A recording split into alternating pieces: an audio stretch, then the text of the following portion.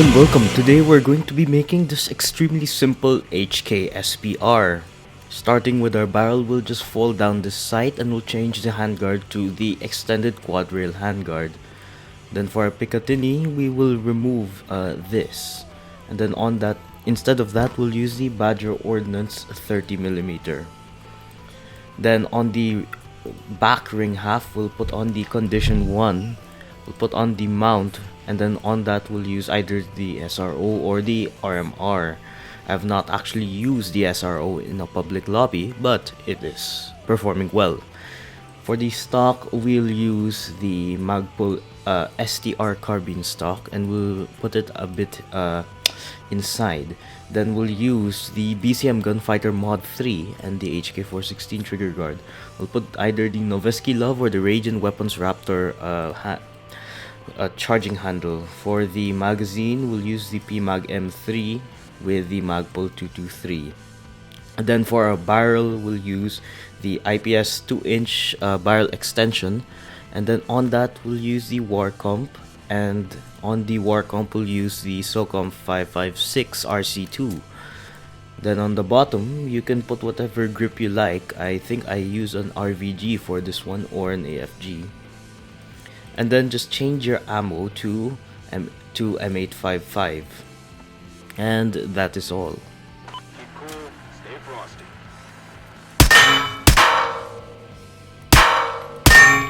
I will add, you can add anything to the sides of the gun if it feels a bit plain.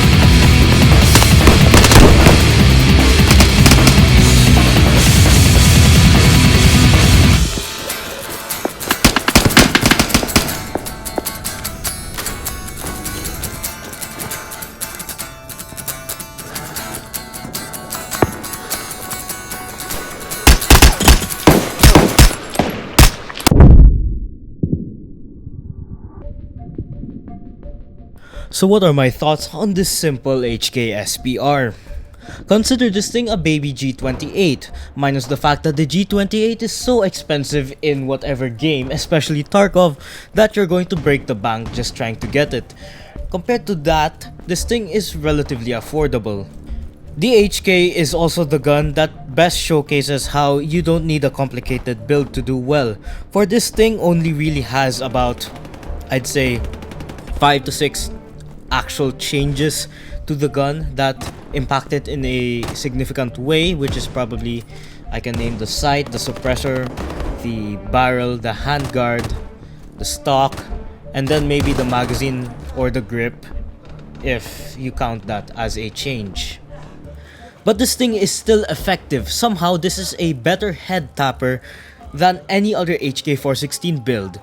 The HK already has predictable recoil, but this thing perseveres for quite a long time. I've had this thing since 0.22 and it has not undergone any changes at all in that time period, except maybe the stock and the mount on which I put the LPVO on, but those are pretty negligible because the stock I used is not that different from the original stock that I used, which was, I think, an MOE.